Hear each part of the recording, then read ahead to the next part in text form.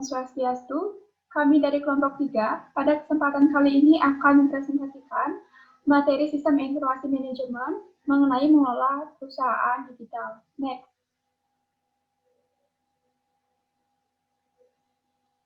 Next.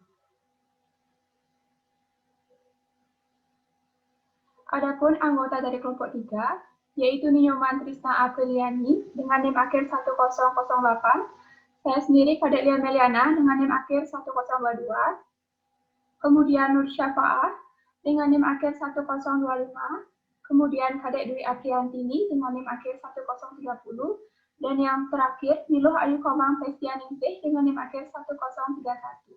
Next. Adapun topik bahasan yang akan kami bahas, yang pertama, organisasi dan sistem informasi. Yang kedua, dampak sistem informasi bagi organisasi dan perusahaan bisnis. Yang ketiga, menggunakan sistem informasi untuk mencapai keunggulan kompetitif. Dan yang keempat, strategi sistem informasi terkait daya kompetitif. Next. Baik, untuk mengefisiensikan waktu, materi yang pertama akan dipresentasikan oleh rekan saya, dipersilakan.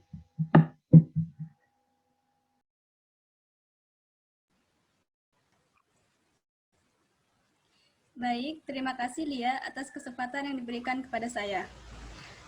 Langsung saja, kali ini saya akan menjelaskan mengenai definisi dari organisasi. Definisi organisasi dapat dibedakan menjadi 3, yaitu pertama, definisi secara teknis, yang kedua, definisi secara perilaku, dan yang ketiga adalah definisi secara keperilakuan. Selanjutnya,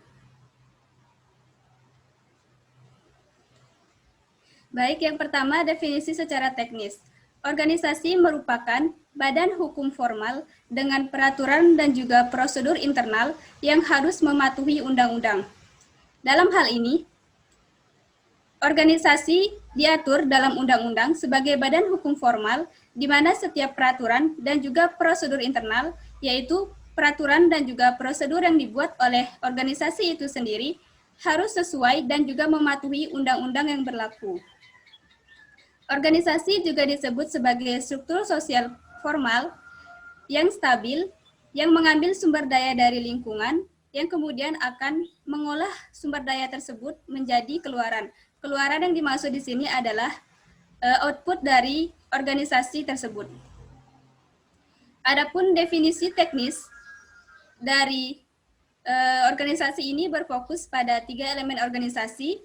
Yang pertama adalah modal dan juga tenaga kerja, yang kedua adalah organisasi, dan yang ketiga adalah produk dan layanan. Modal dan tenaga kerja merupakan faktor produksi utama yang dihasilkan oleh lingkungan. Kemudian adalah organisasi atau perusahaan, di mana organisasi atau perusahaan ini akan mengubah input, yaitu modal dan juga tenaga kerja, menjadi output, yaitu barang dan juga jasa dalam fungsi produksi. Kemudian yang ketiga adalah ada produk dan juga layanan, di mana produk dan layanan ini nantinya akan dikonsumsi oleh lingkungan sebagai pengganti dari masukan pasokan. Masukan pasokan di sini adalah modal dan juga tenaga kerja. Selanjutnya, kemudian ada definisi secara perilaku dan juga definisi secara keperilakuan. Dua definisi ini pada dasarnya saling terkait, yaitu definisi secara perilaku, organisasi adalah sekumpulan hak, kewajiban, dan juga tanggung jawab yang perlu diseimbangkan sepanjang waktu melalui konflik dan juga resolusi konflik atau penyelesaian dari konflik dalam organisasi. Kemudian, definisi secara keperilakuan. Dari sudut pandang keperilakuan, organisasi menekankan hubungan kelompok, nilai, dan juga struktur dalam organisasi. Baik, sekian penjelasan dari saya. Untuk materi selanjutnya akan dijelaskan oleh rekan saya. Terima kasih. Baik, materi yang selanjutnya yaitu karakteristik umum organisasi. Ada 6 karakteristik umum organisasi. Yang pertama yaitu pembagian tenaga kerja yang jelas. Yang kedua, organisasi tersusun atas hierarki. Yang ketiga, prosedur dan aturan yang eksplisit. Dan yang keempat, keputusan bersifat netral dan universal. Yang kelima, yaitu efisiensi organisasi secara maksimum. Yang keenam, yaitu posisi jabatan berdasarkan kualifikasi teknis dan profesional. Next. Materi yang selanjutnya yaitu fitur organisasi.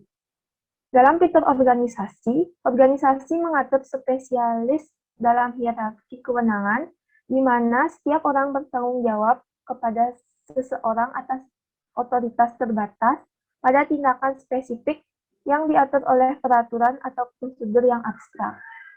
Di mana aturan-aturan ini menciptakan sistem pengambilan keputusan yang tidak memihak dan universal. Adapun fitur organisasi yang mempengaruhi jenis sistem informasi yang digunakan oleh organisasi, yaitu yang pertama, rutinitas dan proses bisnis. Rutinitas kadang-kadang disebut sebagai prosedur operasi standar, yaitu peraturan, prosedur, dan praktik yang tepat yang telah dikembangkan untuk mengatasi semua situasi yang diharapkan. Yang kedua, yaitu politik organisasi. Dalam hal ini, orang-orang dalam organisasi menempati posisi yang berbeda-beda, dengan spesialisasi, perhatian, dan perspektif yang berbeda. Akibatnya, mereka secara alami memiliki sudut pandang yang berbeda tentang bagaimana sumber daya, penghargaan, dan hukuman yang harus didistribusikan. Yang selanjutnya yaitu budaya organisasi. Dalam budaya organisasi, mencakup seperangkat asumsi tentang produk apa yang harus dihasilkan oleh produk, bagaimana seharusnya produk yang dihasilkan, di mana menghasilkan produk tersebut, dan untuk siapa produk tersebut dihasilkan. Yang selanjutnya yaitu lingkungan organisasi. Dalam hal ini, organisasi berdampingan dengan lingkungan, di mana mereka menawarkan barang dan jasa. Organisasi dan lingkungan memiliki hubungan timbal balik antara satu sama lain.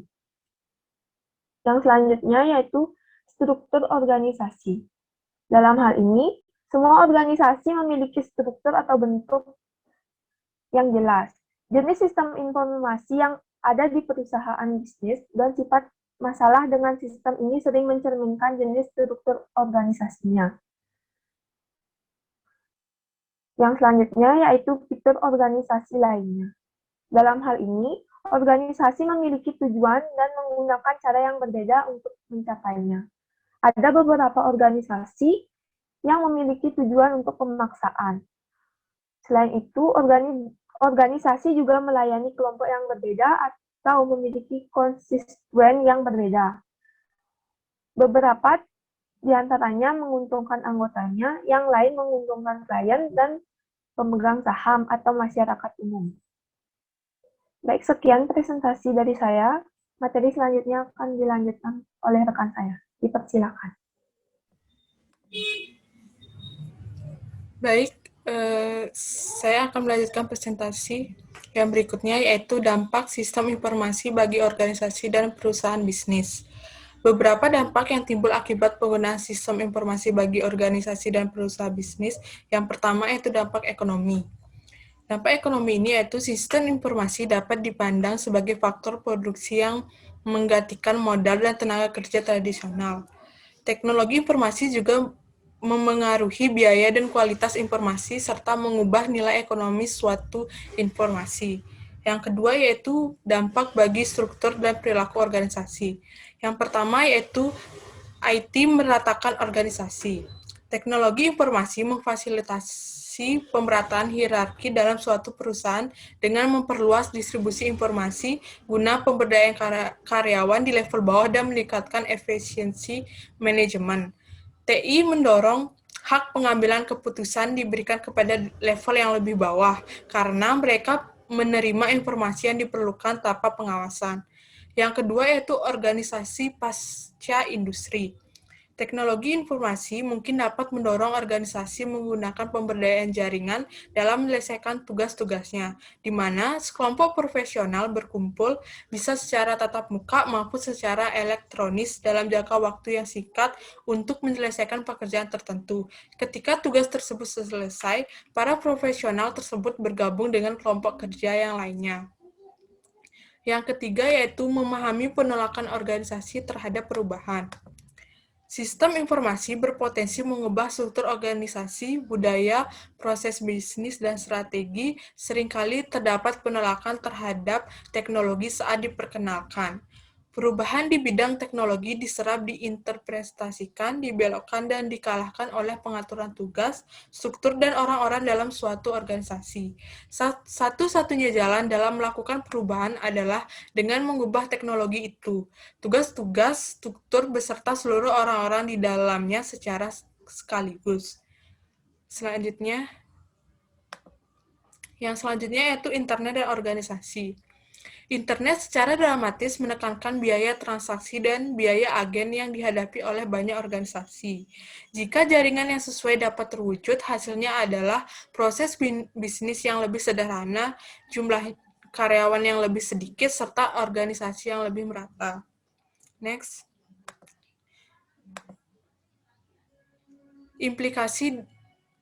Selanjutnya yaitu implikasi dari perancangan dan pemahaman tentang sistem informasi. Faktor utama organisasi dalam menentukan perencanaan suatu sistem baru adalah sebagai berikut. Yang pertama yaitu lingkungan organisasi tersebut harus berfungsi. Yang kedua yaitu struktur organisasi, hierarki, spesialis, rutinitas, dan proses bisnis. Yang ketiga yaitu budaya dan politik organisasi. Yang keempat yaitu bentuk organisasi dan gaya kepemimpinan. Dan yang terakhir yaitu kepentingan kelompok utama yang terpengaruh oleh kehadiran sistem serta sikap pekerja yang akan menggunakan sistem tersebut. Sekian dari presentasi saya, akan dilanjutkan oleh rekan saya. Di sini saya akan menjelaskan materi mengenai menggunakan sistem informasi untuk mencapai keunggulan kompetitif. Keunggulan kompetitif merupakan keunggulan yang dimiliki perusahaan di mana keunggulannya digunakan untuk berkompetisi dan bersaing dengan perusahaan lainnya dengan tujuan untuk meningkatkan value atau nilai perusahaan, baik dalam hal peningkatan laba maupun citra perusahaan. Dalam model ini, terdapat 5 daya kompetitif yang dianggap menentukan nasib suatu perusahaan. Di antaranya, model yang paling umum yaitu yang pertama pesaing tradisional. Setiap perusahaan berbagi pangsa pasar dengan pesaing lainnya yang secara terus-menerus merancang cara baru yang lebih efisien dalam memproduksi, memperkenalkan hasil produksi dan layanan, serta menarik minat konsumen mereka. Yang kedua, yaitu pendatang baru di pasar. Dalam sistem ekonomi yang lebih bebas, dengan tenaga kerja dan sumber daya finansial yang selalu berpindah-pindah, perusahaan-perusahaan baru selalu masuk ke pasaran. Pada beberapa bidang industri, hambatan untuk masuk ke dalam pasar sangat rendah. Sementara di bidang industri lainnya, masuk ke suatu pasar sangatlah sulit. Kemudian yang ketiga adalah produk dan jasa pengganti atau produk substitusi. Hampir setiap industri muncul produk-produk pengganti atau substitusi apabila harga produk yang ditawarkan oleh suatu perusahaan dianggap konsumen terlalu mahal, maka perusahaan lain menciptakan teknologi baru sehingga menciptakan produk-produk pengganti baru sepanjang masa. Yang keempat adalah pelanggan. Perusahaan yang menguntungkan bergantung erat dengan kemampuannya menarik minat pelanggan, memelihara langganan yang sudah ada atau sambil berebut dari pesaingnya, serta menjual dengan harga yang tinggi. Yang kelima adalah pemasok. Kekuatan pasar yang dimiliki pemasok dapat berdampak signifikan kepada keuntungan perusahaan, terutama ketika perusahaan tidak bisa menaikkan harga secepat yang bisa dilakukan oleh pemasok. Semakin beragam pemasok yang dimiliki perusahaan, maka semakin besar kendalinya terhadap laba, kualitas, dan jadwal pengiriman dari pemasok. Selanjutnya adalah strategi sistem informasi terkait daya kompetitif. Terdapat 4 strategi umum yang digunakan untuk mengelola kekuatan kompetitif yang masing-masing sering diaktifkan menggunakan sistem dan teknologi informasi. Yaitu yang pertama, biaya kepemimpinan atau manajemen yang rendah. Gunakan sistem informasi untuk mencapai harga dan biaya operasional yang serendah-rendahnya. Yang kedua adalah diferensiasi produk. Gunakan sistem informasi untuk menciptakan produk atau layanan baru atau mengubah secara signifikan keyakinan konsumen dalam menggunakan barang atau jasa yang dimiliki sekarang. Yang ketiga adalah fokus pada ceruk pasar.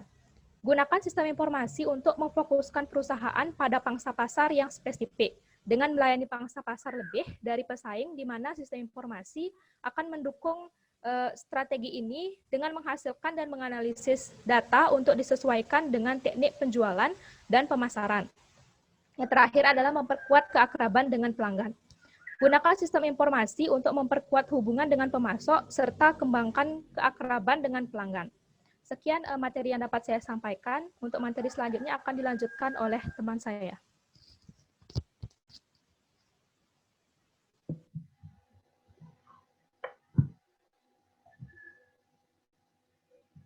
Next.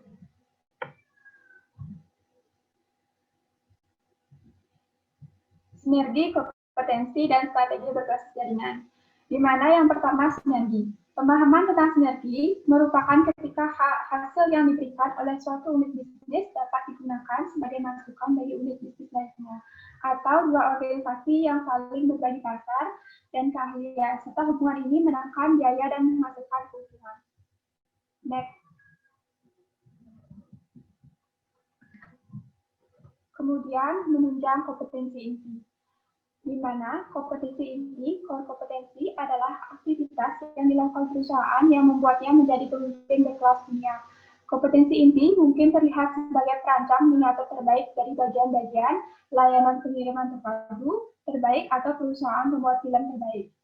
Di mana secara umum kompetensi inti bergantung pada pengetahuan yang diperoleh selama bertahun-tahun melalui pengalaman praktik lapangan menggunakan teknologi, di mana pengetahuan praktik ini biasanya diperkuat dengan upaya riset jangka panjang dan komitmen karyawan.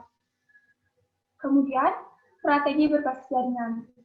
Kehadiran internet dan teknologi jaringan telah menginspirasi strategi meraih keuntungan melalui kemampuan perusahaan dalam menciptakan jaringan satu sama lain, di mana strategi berbasis jaringan diantaranya adalah menggunakan jaringan ekonomi, modal perusahaan virtual, dan ekosistem bisnis.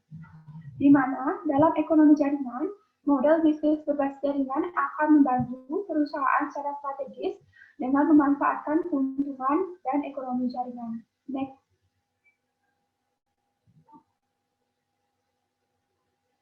Baik, sekian presentasi dari kelompok 3 mengenai mengelola perusahaan digital. Kami mohon maaf apabila ada yang kurang berkenan.